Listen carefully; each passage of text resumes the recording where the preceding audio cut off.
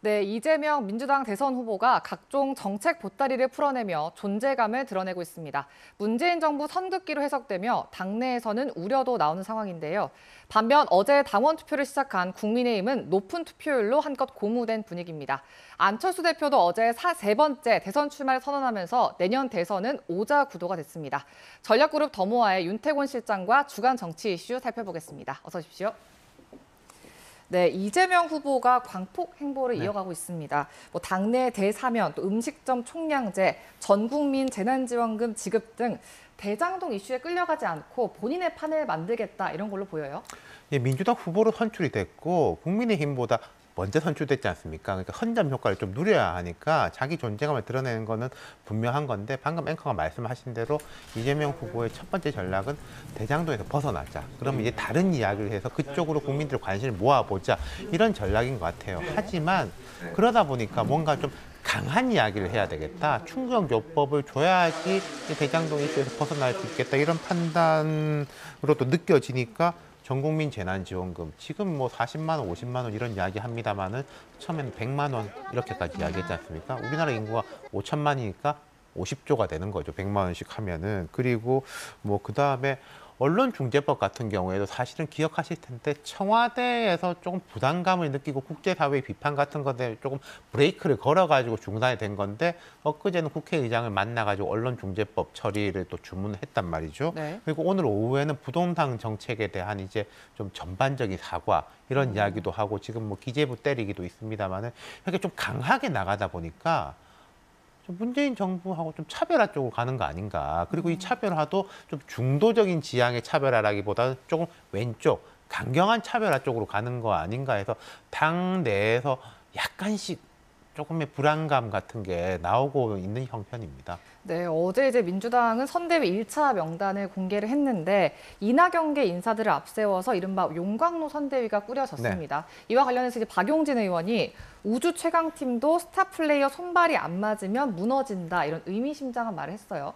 원팀의 팀플레이 어떻게 보십니까? 그러니까 앞서 말씀드린 그런 부분하고 연결시켜 볼 수도 있는 거겠죠. 그러니까 대선 후보의 기본적인 의제하고 기본적인 공약 같은 것들에 대해 가지고 민주당 의원 169명이 어떻게 마음에 다 동의를 하겠습니까마는 그래도 어느 정도 뭔가 만들어 나가는 과정을 거칠 때 우리가 다 힘을 모을 수 있다 이런 이야기인 것도 같고요. 근데 제일 중요한 것은 사실은 뭐 이낙연 전 대표나 이런 데 달린 게 아니라 이재명 후보한테 달린 거예요. 네. 후보가 강하고 후보의 지지율이 높으면은 다른 뭐 사람들이 호흡을 맞추고 이런 건 크게 중요하지도 않을 수 있거든요.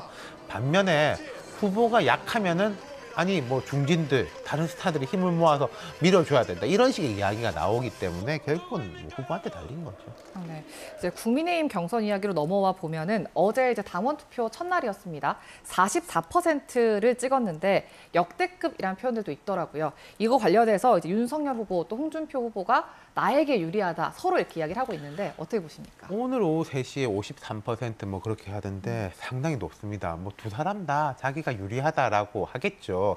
그리고 두 사람 다 뭔가 좀 바람을 불러일으킨 사람들이지 않습니까? 윤석열 후보의 조직력이 조금 강하다라고 합니다만은 윤석열 후보 사실 정치 시작한 지 4달밖에 안 된 사람이고 홍준표 후보는 26년 정치 시작했고 이 당에서 대선 후보도 지내고 당대표도 지냈지만은 어떤 조직력보다는 본인의 개인기로 바람을 불러일으킨 사람이기 때문에 높은 투표율에 다 기대를 하는 것 같고요. 하나 짚어볼 건 이런 게 있는 것 같아요. 지난번 민주당 대선 경선도 투표율이 상당히 높았거든요. 과거에는 사실 거대 정당의 당원이라는 게 허수가 많다 이런 이야기들이 있었어요. 선거철이 되면은 뭐 지연으로 학연으로 또 뭐 향후에다 이제 뭐 산악회다 이런 식으로 아는 지인들끼리 뭐 개인정보를 넘겨줘가지고 우르르 집단 가입하고 이런 것들이 있었는데 요즘은 그런 게 많이 줄어들고 실제로 본인들의 의지로 인해 당원에 가입했다면은 내가 이 당에 가입한 이유는 이 당의 대선 후보를 뽑기 위해 한 표를 행사하기 위해서 주체적으로 들어간 거 아니겠습니까? 그러다 보니까 투표율이 높아지는 것 같고 이거 여야 할 것 없이 긍정적 현상인 것 같습니다. 네, 이제 안철수 대표 이야기를 해보면은 출마 선언을 했습니다. 세 번째 도전인데 중도에 뭐 사퇴할 가능성 있다고 보십니까? 참 어려운 질문입니다. 그러니까 민주당과 국민의힘은 어떻게 보면 좀 쉬운 게 있는 거죠. 되면 되고 안 되면 안 되는 거지 않습니까? 근데 안철수 대표 같은 경우에 여러 좀 변수의 역할을 많이 하고 있기 때문에 저는 이게 안철수 대표 본인보다는 국민의힘에 달린 면도 많다고 생각합니다. 어떤 말씀이냐면요. 한 세 가지 경우가 있는데 네. 국민의힘하고 이제 민주당 이재명 후보의 경쟁에서 국민의힘이 압도적으로 우세해가지고 안철수 대표가 뭐 하든지 말든지 큰 상관이 없다. 예컨대 2007년 대선 같은 경우에 보면요. 이명박 한나라당 후보하고 정동영 민주당 후보의 경합이 있었는데 그 차이가 압도적이다 보니까 보수 진영에서 이회창 후보가 한 명 더 나가가지고 한 15%를 얻었거든요.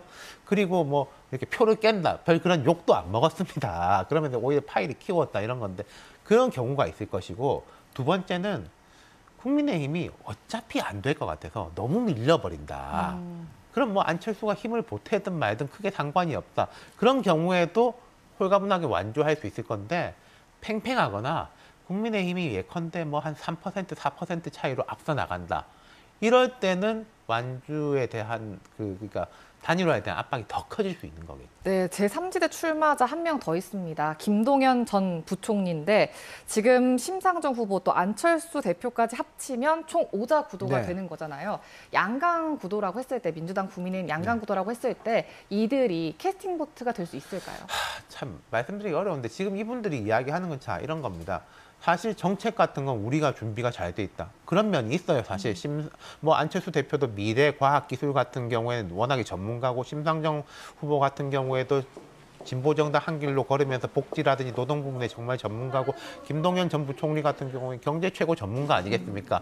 뭐 큰 정당 후보들이 조금 부끄러운 면도 있을 텐데 하지만 지금 큰 정당의 경쟁이 워낙 격화되니까 이쪽 저쪽 다 싫다. 저쪽이 아니라 이쪽이 싫기 때문에 저쪽이 좀 마음에 안 들어도 저쪽이 힘을 보태야 되겠다. 저쪽이 싫기 때문에 이쪽이 힘을 보태야 되겠다. 지금은 그런 힘이 강한 것 같아요.